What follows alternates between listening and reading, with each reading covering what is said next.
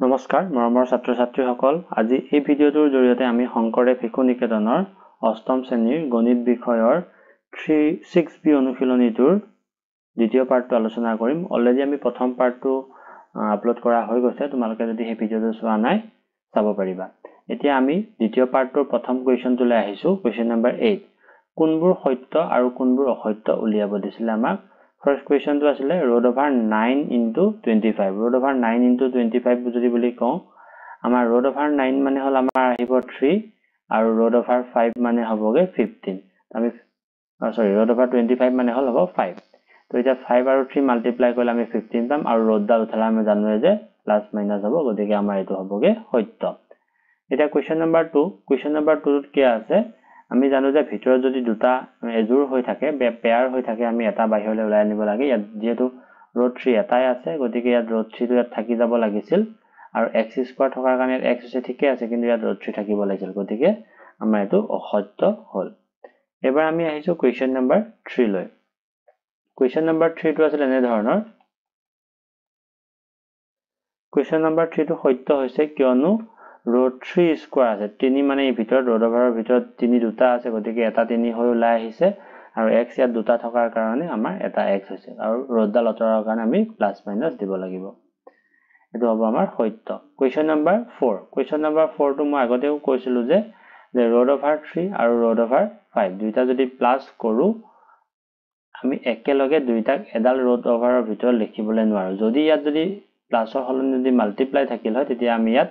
multiply দি পেলে একেলগে লিখিব পাৰিলো হয় কিন্তু প্লাস বা মাইনাস থাকিলে আমি এনেদৰে লিখিব নোৱাৰো গতিকে এটো হবগে অসত্য এবাৰ আমি কোৱেশ্চন নম্বৰ 5 লৈ আহিছো মই ইতিমধ্যে কৈছো যে প্লাস বা মাইনাস থাকিলে আমি একেলগে ভিতৰত এনেকে লিখিব নোৱাৰো কেৱল মাল্টিপ্লাই থাকিলে পূৰণ থাকিলেহে আমি লিখিব পাৰো গতিকে root 7 minus root 3 is not equal to root over 7 minus 3 এটো এটা হবগে অসত্য এটা root over a square minus b square root over a square minus b square টুকু আমি কি কৰিব নোৱাৰো a minus b হিচাপে লিখিব নোৱাৰো কিয়নো এই গুটিটো এটা হৈ আছে কাৰণ a square minus b square মাইনাসৰ জৰিয়তে ইহত বান খাই আছে গতিকে আমি এক্সট্ৰা কে ইয়াক কেতিয়াও এনেকে দিব নোৱাৰো এটা কোৱেশ্চন নম্বৰ আহিলে 7 কোৱেশ্চন নম্বৰ 7 টো কৈছে যে x square is equal to 9 এটা আমি এটো জানো যে x square equal to 9 হলে x টো যদি আমি উঠাই দিও তেতিয়া ইফালে কি হ'ব প্লাস মাইনাস হয় root over 9 হ'ব root over 9 মানে হল প্লাস মাইনাস 3 আমি এবাৰ প্লাসত এবাৰ মাইনাসত 3 লিখিব পাৰো গতিকে এটো আমাৰ সত্য হ'ব এবাৰ আমি আহিছো কোৱেশ্চন নম্বৰ 9 লৈ কোৱেশ্চন নম্বৰ 9 টো আছিল এনে ধৰণৰ আটাইতকৈ কি ক্ষুদ্ৰতম সংখ্যাৰে পূৰণ কৰিলে তলৰ সংখ্যাবোৰ নিখুঁত বৰ্গ হ'ব নিখুঁত বৰ্গ হ'বলৈ আটাইতকৈ কি সৰু ক্ষুদ্ৰতম সংখ্যাৰে পূৰণ কৰিব লাগিব এতিয়া আমি 27 ফাৰ্স্ট কোৱেশ্চনটো আছিল 27 টোক আমি ছুটি হৰণৰ নিয়মত কৰিছো 3 এ 9 বাৰ গল 3 এ 9 3 বাৰ গল আমি পালোগে 3 তিনটা এতিয়া আমাৰ ক্ষুদ্ৰতম সংখ্যাটো আমাক উলিয়াব দিছে নিখুঁত বৰ্গ হ'বলৈ আমি জানো যে বৰ্গ হ'বলৈ আমি দুটা পেয়াৰ কৰো দুটা মিলাই এটা কৰো তো ইয়াত 3 দুটা আছে কিন্তু এই 3 টোৰ লগত পেয়াৰ বনি থকা নাই ইয়াক আৰু এটা 3 প্ৰয়োজন হ'ব গতিকে তেতিয়াহে আমাৰ এটো কি হ'বগে নিখুঁত বৰ্গ হ'ব গতিকে আমাৰ নিৰ্ণয় পূৰণ কৰিব লগা ক্ষুদ্ৰতম সংখ্যাটো হ'বগে 3 এবাৰ আমি আহিছো কোৱেশ্চন নম্বৰ 2 লৈ কোৱেশ্চন নম্বৰ 2 টো আছিল 44 ক যদি আমি ছুটি হৰণৰ নিয়মত ভাঙো 2 into 11 পাম ইয়াতো আমি মন কৰিলে দেখিম যে দুই দুটাটো আছে কিন্তু 11 এটাহে আছে গতিকে আমি ইয়াত পূৰণ কৰিব লগা সংখ্যাটো হ'বগে 11 এবাৰ আমি আহিছো কোৱেশ্চন নম্বৰ 3 লৈ কোৱেশ্চন নম্বৰ 3 টো আছিল 408 ক আমি ছুটি হৰণৰ নিয়মত আমি কৰিছো কৰাৰ পিছত আমি মন কৰিছো যে ইয়াত 3 তিনটা পাইছো সৰি 2 তিনটা পাইছো 3 এটা আৰু 17 এটা ইয়াতে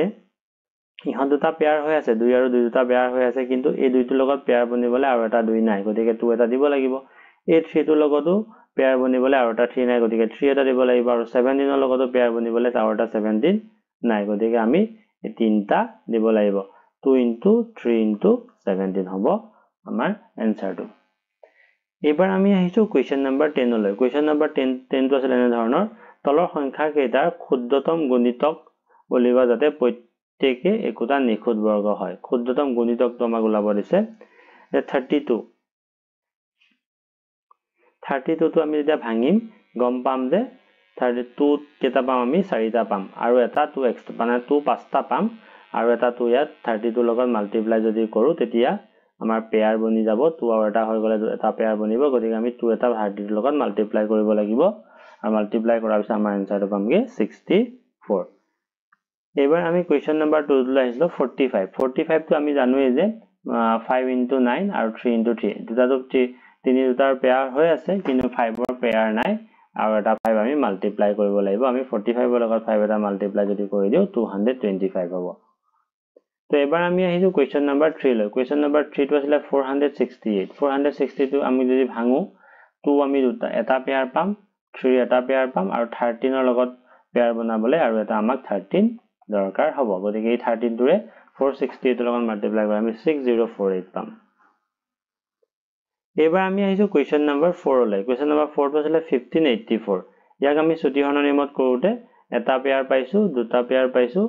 আৰু এটা তিনটা পেয়াৰ পাইছো মানে 2 এটা পেয়াৰ 2 দুটা পেয়াৰ পালো 3 এটা পেয়াৰ পালো আৰু 11 ৰ লগত পেয়াৰ কৰিবলৈ আৰু এটা 11 আমাক দৰকাৰ হ'ব গতিকে 11 টোৰ মাল্টিপ্লাই কৰিলে আমি এনসাৰটো পাই যাম এবাৰ আমি আহিছো কোৱেশ্চন নম্বৰ 11 লৈ কোৱেশ্চন নম্বৰ 11 টো আছিল এনে ধৰণৰ এটা ক্ষুদ্ৰতম সংখ্যা উলিওৱা যি 6 9 আৰু 15 এৰে বিভাজ্য আৰু লগতে সংখ্যাটো নিখুঁত বৰ্গৰো এতিয়া এটা ক্ষুদ্ৰতম সংখ্যা উলিয়া যে ক্ষুদ্ৰতম শব্দ পাম তেতিয়া আমি এলসিএম ৰ কথা ভাবিব লাগিব এলসিএম মানে লসাগুৰ কথা উলিয়াব লাগিব আমি 6 9 আৰু 15 ৰ আমি প্ৰথমে লসাগু উলাইছো লসাগুটো আমি পালোগে 90 পালো এতিয়া আমাক কি কৰিব আছে লগতে সংখ্যাটো নিখুঁত বৰ্গ ওলাব দিছে আমি 90 আমি ছুটিহৰণৰ নিয়মত ভাঙিম ভাঙুতে আমি কি পালো 90 ভাঙুতে 3 এটা পেয়াৰ পালো 2 আৰু 5 এটা এক্সট্ৰাকে পালো গতিকে আমি কি কৰিব লাগিব এই দুটা পেয়াৰ বনাবলৈ হলে 2 আৰু 5 এটা লাগিব আমাক গতিকে 6 9 15 এৰ বিভাজ্য নিখুঁত বৰ্গটো হ'বগে 90 লগত আমি এই 2 আৰু 5 টো পূৰণ কৰিলে আমি 900 পামগে এই 900 টো হ'বগে আমাৰ উত্তৰ এবাৰ আমি আহিছো কোৱেশ্চন নম্বৰ 12 লৈ এটা ক্ষুদ্ৰতম বৰ্গ সংখ্যা উলিওৱা যি 18 আৰু 40 উভয়ৰে গুণিতক ক্ষুদ্ৰতম বৰ্গ বুলি ক্ষুদ্ৰতম শব্দ পোৱাৰ কাৰণে আমি লসাগু ল'ব লাগিব লসাগু ল'লে আমি পালোগে 360 এটা 360 আমি কি কৰি ভাঙি চাম ছুটিহৰণৰ নিয়মত ভাঙি চালে আমি গম পাম যে এতে 2 তিনটা পালো 3 দুটা আৰু 5 এটা তো ইয়াত 2 এটা এক্সট্ৰা হৈ আছে গতিকে ইয়াৰ লগত আৰু এটা 2 লাগিব আৰু 3 টো পেয়াৰ হৈ আছে আৰু এটা আমাক কি লাগিব 5 লাগিব আলটিমেটলি আমাক কিমান লাগিব 5 into 2 10 লাগিব তো 360 10 ক 360 2 into 5 মানে 10 এৰে পূৰণ কৰিলে ক্ষুদ্ৰতম বৰ্গ সংখ্যাটো পোৱা যাব এতিয়া ক্ষুদ্ৰতম বৰ্গ সংখ্যাটো কি হ'ব 360 লগত আমি 10 টো মাল্টিপ্লাই কৰিলে 3600 এবাৰ আমি আহিছো কোৱেশ্চন নম্বৰ 13 লৈ কোৱেশ্চন নম্বৰ 13 টো আছিল এনে ধৰণৰ কোনটো ডাঙৰ কোনটো সৰু মাজৰ বাকচত গ্ৰেটাৰ দেন লেছ দেন চিন দিব দিছিলে এতিয়া আমি ফাৰ্স্ট কোৱেশ্চন টো লৈছো ফাৰ্স্ট কোৱেশ্চন টো আমি জানোৱে যে 144 ৰ বৰ্গমূল 12 আৰু 5 ৰ বৰ্গমূল হ'বগে 25 ৰ বৰ্গমূল 5 আৰু 169 ৰ বৰ্গমূল 13 এতিয়া আমি গমে পাইছো 12 আৰু 5 যদি আমি প্লাস কৰো 17 পাম আৰু 7 এফালে তো 13 টো আছে গতিকে 17 টো ডাঙৰ গতিকে আমি গ্ৰেটাৰ দেন চিনটো দিয়া হৈছে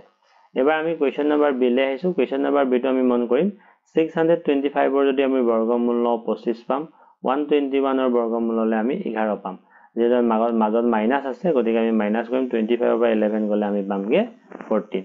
তেতিয়াহলে 81 ৰ বৰ্গমূল আমি 9 পাম 16 ৰ বৰ্গমূল আমি 4 পাম 9 ৰ পৰা যদি আমি 9 আৰু 4 যদি প্লাস কৰো 13 পাম ইটা গম পাইছো যে 14 টো ডাঙৰ গতিকে আমি 14 ৰ ফালে গ্ৰেটাৰ দেন চিনটো দিছো এবাৰ আমি আহিছো কোৱেশ্চন নম্বৰ সি লৈ কোৱেশ্চন নম্বৰ সি টো আমি এনে ধৰণে পাইছো 196 ৰ বৰ্গমূল আমি 14 পালো 81 ৰ বৰ্গমূল আমি 9 দুইটা যেহেতু মাল্টিপ্লাই হৈ আছে গতিকে আমি মাল্টিপ্লাই কৰিলে 126 হৈ গল আৰু 15625 ৰ আমি যদি বৰ্গমূল লও 125 পাম এফালে 126 এফালে 125 126 টো যেহেতু ডাঙৰ গতিকে আমি গ্ৰেটাৰ দেন সি গ্ৰেটাৰ দেন টো লিখিছো এতিয়া আমি কোৱেশ্চন নম্বৰ ডি লৈ আহিছো কোৱেশ্চন নম্বৰ ডি টো 2704 ৰ বৰ্গমূল 52 2401 ৰ বৰ্গমূল 49 দুইটা যেহেতু মাল্টিপ্লাই আছে মাল্টিপ্লাই কৰোতে আমি পালোগে 2548 আৰু ইফালে ৰাইট হ্যান্ড সাইডত আমাৰ 8281 ৰ বৰ্গমূল ডাইৰেক্ট আমি 91 জানুই কৰিলে আমি গমে পাম তো 25848 তো ডেফিনেটলি ডাঙৰ 91 গতিকে আমি গ্ৰেটাৰ দেন চিনটো ইফালে দিছো এবাৰ আহিছো আমি কোৱেশ্চন নম্বৰ 14 লৈ কোৱেশ্চন নম্বৰ 14 টো আছিল যে হেনাৰ কেম্প এটাত নায়কজনে 1764 জন সৈনিক বৰ্গাকাৰ ৰূপত এনেদৰে থিয় কৰালে যাতে দিক পথালিৰ শাৰীত একে সমান সংখ্যক থাকে গতিকে প্ৰতি শাৰীত কেইজনকৈ থিয় হৈছিল মানে 1764 সৈন্য আছিল ইহঁতক বৰ্গাকাৰ ৰূপত সজাইছে মানে বৰ্গাকাৰ ৰূপত সজোৱা মানে কি আমাৰ বৰ্গৰ গোটেই বাহুবোৰ সমান গতিকে ইফালে যিমান ইফালে যদি 10 জন থাকে ইফালেও 10 জন ইফালেও 10 জন ইফালেও 10 জন যদি আমি ধৰি লওঁ তেনেকুৱা ৰূপত সজাইছিল এতিয়া আমাৰ কি ওলাব যে প্ৰতি শাৰীত কেইজনকৈ থিয় হৈছিল এতিয়া আমি একদম সিম্পল অংক এটো 1764 আমি বৰ্গমূল ওলাই দিলে হৈ গল 2 ৰে 88 টাইম 82 টাইম 2 ৰে আকৌ 441 21 আৰু 21 দা আমাৰ হবগে 441 এতিয়া আমি ইয়াত পালো যে 1 root over 1764 ৰ বৰ্গমূল 2 দুটা আৰু 21 দুটা তো 2 দুটা থাকিলে এটা বাহিৰলে ওলাই আহিল 2 আৰু 21 দুটা থাকিলে এটা 21 বাহিৰলে ওলাই আহিল 21 আৰু 2 মাল্টিপ্লাই কৰিলে আমি পামগে 42 তো প্ৰতি শাৰীত থিয় হোৱা সেনাৰ সংখ্যা আছিল 42 জন এবাৰ আমি আহিছো কোৱেশ্চন নম্বৰ 15 লৈ কোৱেশ্চন নম্বৰ 15 টো আছিল এনে ধৰণৰ এখন বিদ্যালয়ৰ ছাত্ৰ ছাত্ৰীয়ে সদায় এটা বৰ্গাকাৰ বুলি কৈছে আমি গমে পাইছো যে গোটেই ফালে চাৰিওফালে সমান আকৃতিত থিয় হৈ প্ৰাৰ্থনা কৰে সেইদিনা দেখিলে যে 430 জনহে উপস্থিত কাৰণে বৰ্গটো পুৰা নহল ছাত্ৰ ছাত্ৰী অতি কমেও কেইজন সেইদিনা স্কুললৈ অহা নাছিল এতিয়া আমি পোনপ্ৰথমে 430 যেটো দিয়া আছে 430 আমি বৰ্গমূল উলিয়াবলৈ চেষ্টা কৰিম 430 বৰ্গমূল উলাওঁতে আমি এটো দীৰ্ঘখন পদ্ধতিৰে কৰিছো আমি পিছফালৰ পৰা কি এটা পেয়াৰ বনাইছো 3 দুটাকে পেয়াৰ বনা মানে 30 এটা পেয়াৰ হৈ গল আৰু 4 টো এটা পেয়াৰ হৈ গল এতিয়া আমি এই বৰ্গ দীৰ্ঘখন পদ্ধতিৰে কৰোতে আমি এইখিনি বস্তু মনত ৰাখিব লাগিব 1 1 দা 1 2 2 দা 4 3 3 দা 9 4 4 দা 16 5 5 দা 25 6 6 দা 36 7 7 da 49 8 8 da 64 9 9 da 81 ইয়াৰ ভিতৰত আমি 4 ক দিব লগা হলে আমি 2 2 da 4 দিব লাগিব ইয়াত 2 দিয়া কাৰণে ইয়াত 2 দিলো আমি 4 পালো তো আমি 4 ৰ পৰা 4 গল to 0 আমি 32 ইয়াত আকৌ এনেকুৱা হয় এটা পেয়াৰ নামি আহে গুটে 32 নামি আহিব 32 নামা আছে আমি ইয়াতে আৰু এটা কাম কৰো এই 4 টো পাবৰ কাৰণে কি কৰো ইয়াত যেটো সংখ্যা থাকে তাৰ একক স্থানত থকা সংখ্যাটো আমি যোগ কৰো এটা 2 একক স্থানত 2 আছে গতিকে 2 + 2 মানে আমি এই 4 টো পাইছো যে ইয়াত মানে এনেকুৱা হয় ইয়াত এনেকুৱা এটা সংখ্যা দিম যেটো সংখ্যা আমি ওপৰটো দিব লাগিব ইয়াত যেটো আমি যদি 1 দি দিও সাপোজ 41 ইয়াত যদি 1 দি দিও 41 1 দা 41 হ'ব যেটো আমাৰ 30 তকৈ বহু গুণে ডাঙৰ হ'ব গতিকে আমি দিব নোৱাৰো গতিকে আমি কিমান দিলো 0 দিব লাগিব 0 দিলে 0 0 40 লগত 0 পূৰণ কৰিলে 0 পালো আমি 30 বাকি হিচাপে পালো এতিয়া আমি গম পালো যে 430 যদি আমি বৰ্গমূল কৰো আমি 20 কৈ অকন বেছি হয় 20 কৈ বেছি আৰু 21 কৈ কম হয় 20 স্কয়াৰ যদি আমি 20 স্কয়াৰৰ পিছৰ বৰ্গটো লমা হ'ব 21 হলে হ'বগে 21 স্কয়াৰ মানে 441 কিন্তু আমাৰ